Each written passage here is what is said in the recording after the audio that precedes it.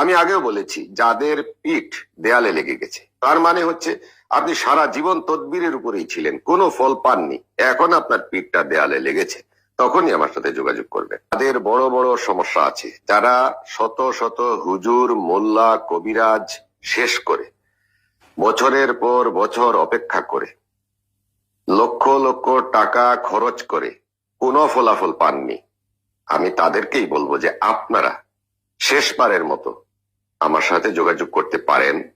ইনশাআল্লাহ, আল্লাহ চাহে তো আপনি একটি সমাধান আশা করতে পারেন।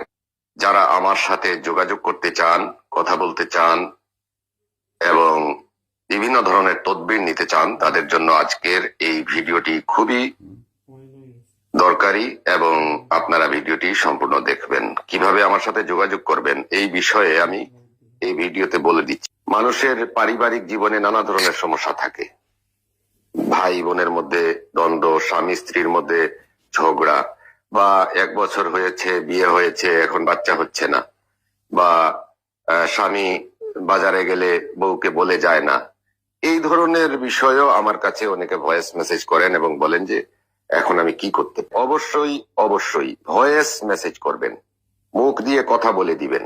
অনেকে টেক্সট মেসেজ করেন, তাও আবার ইংলিশ অক্ষর দিয়ে বাংলা লিখেন, সেটি আপনি নিজে বুঝেন কিন্তু আমি তো বুঝি না।